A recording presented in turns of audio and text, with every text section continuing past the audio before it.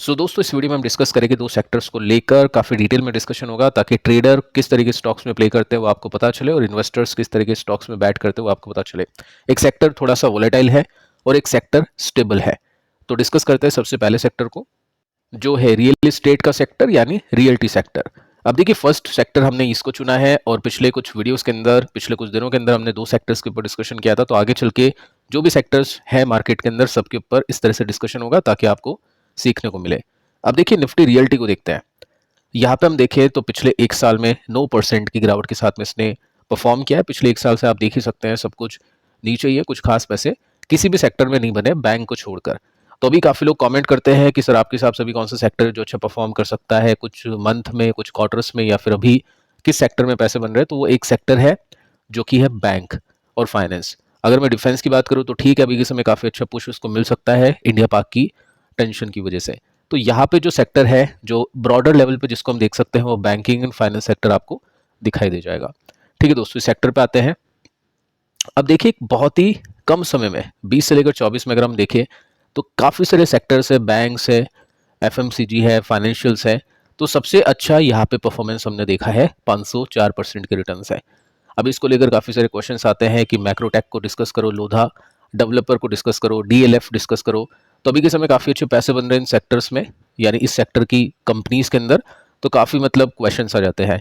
लेकिन दोस्तों अगर आप एक लॉन्ग टर्म इन्वेस्टर हो तो आपको पता होना चाहिए कि लॉन्ग टर्म इसने कैसे रिटर्न्स दिए हैं, अब क्यों रिटर्न्स कम बने हैं, और आगे चल के इन्वेस्टर किस तरह से देख सकते हैं इन सेक्टर्स को, उसके ऊपर भी बातचीत करते हैं। बाकी आप इसमें देखिए जो डेटा है गूगल पर 2010 से लेकर 16 तक का। अब देखिए मैं आपको ओल्ड डेटा भी दिखाऊंगा जिसको देखकर आप चौंक जाओगे। तो 10 से लेकर 16 तक की ग्रोथ को हम देखें तो डी ग्रोथ थी 74% की, यानी 2010 में जिसने भी इन्वेस्ट किया होगा इस इंडेक्स के अंदर 16 में 74% पैसे उनके टूट गए थे। अगर किसी ने कंपनीज में इन्वेस्ट किया होगा तो 80-90% पैसे उनके टूट गए थे। अब देखो रिकवरी में कितना टाइम लगा, रिकवरी देखते हैं। तो यहाँ पे आप नोट कर सकते हैं 2010 से 2023, यानी टोटल 13 साल लग गए इसको रिकवर होने में, और उसमें भी देखोगे तो 15% नीचे था। तो काफ़ी टाइम लगा इसको रिकवर करने में। तो ऐसी जो भी कंपनीज होती है, रियल एस्टेट कंपनीज हम बोल सकते हैं, या फिर इस सेक्टर का ईटीएफ बोल सकते हैं, इंडेक्स हम बोल सकते हैं। इसमें इन्वेस्टर, ये जो लॉन्ग टर्म सीरियस इन्वेस्टर होते हैं जो कंपाउंडिंग करना चाहते हैं, पैसे को छोड़ना चाहते हैं ग्रोथ के लिए, वो नहीं करते इनमें इन्वेस्टमेंट। मतलब मेरे पास अगर कुछ भी है, ईटीएफ हो, फंड हो, स्टॉक्स हो, तो रियल एस्टेट वाली कंपनीज मैंने आज तक नहीं रखी और ना ही रखने की कभी इच्छा होती है फॉर इन्वेस्टमेंट। ट्रेडिंग के लिए डेफिनेटली कुछ भी देखा जा सकता है टेक्निकल सेटअप के हिसाब से, या जो भी करंट न्यूज़ चल रही, सिचुएशन चल रही है, प्राइस एक्शन चल रहा है उसके हिसाब से। अब देखिए आगे चलते हैं, इस सेक्टर में पैसा क्यों नहीं बना। देखिए दोस्तों यहाँ पे ब्लैक मनी भी काफ़ी इंपॉर्टेंट रोल प्ले करता है। अगर आप रियल एस्टेट खरीदने जाते हैं तो एक नंबर का पैसा काफ़ी कम और दो नंबर का पैसा काफ़ी ज़्यादा देना पड़ता है। अनफॉर्चुनेट है बट जो है वो है। तो इसकी वजह से इतनी सेल्स नहीं आ पाती है और इतने प्रॉफिट के मार्जिन नहीं दिख पाते हैं और ज़्यादा ग्रोथ नहीं मिल पाती है। एक ये रीज़न नहीं है, और भी काफ़ी सारे रीजंस है। इसके बाद में दोस्तों यहाँ पे ट्रस्ट इश्यूज है। काफ़ी सारी कंपनीज हैं जिनकी बैंड बजी है रियल एस्टेट सेक्टर के अंदर, और काफ़ी मतलब फ्रॉड हुए हैं। प्रमोटर ने काफ़ी चोरी चपाटी की है, मनी लॉन्ड्रिंग, इस तरह की काफ़ी सारी जो न्यूज़ है, केसेस है, वो सुनने को मिले हैं। डीएलएफ जैसी कंपनीज में भी देखा है, छोटी मोटी कंपनीज में भी देखा है। काफ़ी सारी कंपनीज तो मार्केट से डी लिस्ट हो चुकी है। तो इस वजह से इन कंपनीज को वैल्यूएशन अच्छी नहीं मिलती। अभी के समय चलो अच्छी वैल्यूएशन मिल रही है क्योंकि ग्रोथ है। बाकी ट्रस्ट इश्यूज यहाँ पे काफ़ी ज़्यादा बन जाते हैं। इसके बाद में देखिए दोस्तों यहाँ पे जो मोट है, जो कॉम्पिटिटिव एडवांटेज है कंपनीज को लेकर, वो नहीं है। ऐसा नहीं है कि किसी को घर लेना होगा तो वो डीएलएफ से ही लेगा, या फिर वो मैक्रोटेक से लेगा, या वो एक्सवाईजी से लेगा। तो यहाँ पे लोकल प्लेयर्स भी काफ़ी सारे हैं। तो ऐसा कुछ नहीं है कि मोट है यहाँ पे या जो भी कुछ ना कुछ कॉम्पिटिटिव एडवांटेज है जो नॉर्मली एफएमसीजी कंपनीज में होता है या जो कंजप्शन कंपनीज होती है उनमें होता है। ठीक है, वो पॉइंट यहाँ पे भी आप नोट कर सकते हैं। तो इसी वजह से यहाँ पे रिटर्न्स नहीं बने हैं और इसी वजह से इन्वेस्टर्स यहाँ पे ट्रेड करना ज़्यादा अच्छा लगता है इन्वेस्टर्स को इन्वेस्टिंग करने के कंपैरिजन में। अब देखिए टोटल सेक्टर को देखते हैं तो 6 लाख करोड़ का मार्केट कैप है। तो काफ़ी छोटी छोटी कंपनीज हैं। वैल्यूएशन देखे तो 43 का यहाँ पे पी रेशियो है। अब देखो ये लॉन्ग टर्म का चार्ट है। 2007 में जब बूम चल रहा था सब कुछ का, तो 1800 तक ये इंडेक्स पहुंच गया था निफ्टी रियल्टी। अभी तक 7 से लेकर 17 हो गया, 25-27 भी हो जाएगा, ये अपने प्रीवियस लेवल को टच नहीं कर पाया। तो काफ़ी लोग ये सोचते हैं कि ग्रोथ बन रही है ये डेटा देखकर, बट लोगों को ये नहीं पता है कि यहाँ से लेकर यहाँ तक कितनी डीग्रोथ हुई है, और आगे चल के आई डोंट नो यहाँ तक पहुँचेगा या नहीं पहुँचेगा, वो भी किसी को आइडिया नहीं है, या फिर उसके ऊपर रिसर्च इतनी ज़्यादा कुछ खास नहीं है। ठीक है, तो ये एक पॉइंट बन जाता है।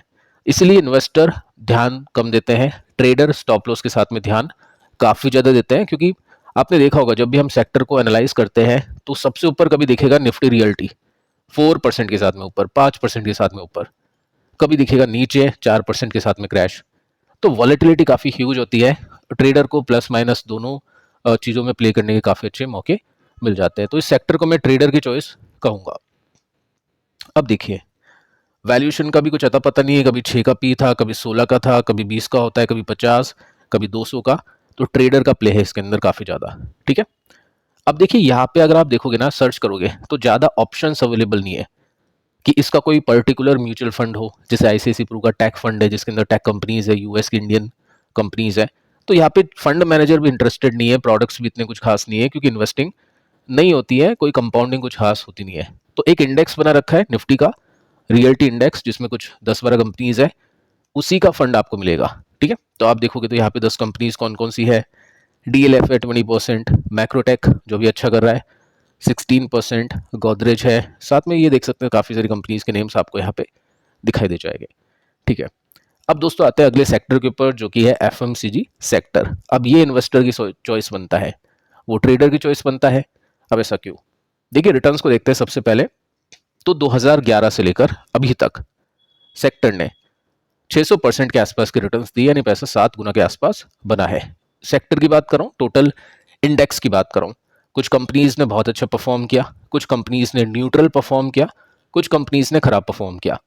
तो यहाँ पे क्या होता है कि एक तो जो कंपनीज होती है वो डिफेंसिव कंपनीज होती है, पैसे नॉर्मली साफ नहीं होते, जैसे 74% इंडेक्स गिर गया या कंपनीज गिर गई, तो वो रिस्क यहाँ पे नहीं है।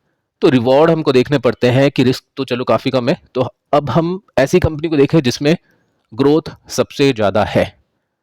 एफएमसीजी में दोस्तों हर एक टाइम में कोई ना कोई कंपनी का टाइम चल रहा होता है। जैसे एक टाइम पर मैरिको का टाइम चल रहा था 2000 से लेकर 2000 हम बोल सकते हैं 12-14 तक। नेस्ले का टाइम फिर उसके बाद में चला, नेस्ले पहले रिटर्न नहीं दिया था इस टाइम में जहाँ पे मैरिको था। एचयूएल ने कुछ नहीं किया, फिर पीजीएच का टाइम आया, अभी वीबीएल का टाइम हम बोल सकते हैं। आगे चल के देखते हैं किस किस कंपनीज का टाइम आता है। ठीक है, तो ये सब चीज़ें आप नोट कर सकते हैं। अब देखो यहाँ पे मार्केट कैप कितना है, काफ़ी ज़्यादा है। वैल्यूएशन कितनी है, 4 का पी है। अब वैल्यूएशन को देखते हैं, मैं आपको थोड़ा सा लॉन्ग टर्म का डेटा भी दिखा देता हूँ, क्योंकि इस वेबसाइट के ऊपर देखने को मिलेगा ये 2006 से लेकर अभी तक का डेटा है, और इसमें आप देखोगे काफ़ी कमाल की कंसिस्टेंसी देखने को मिली है। अब देखो भाई, यहाँ पे वैल्यूएशन के अंदर भी ऐसा नहीं है कि एकदम से 200 पहुंच गया, एकदम से 16 पहुंच गया, ये नॉर्मली महंगा ही रहता है। 2011 में भी 30 का पी था, यहाँ पे कोविड में 30 का होता है, ये टॉप बैंड है इसका 50 के आसपास का। ठीक है, तो अभी उसी हिसाब से ये परफॉर्म कर रहा है।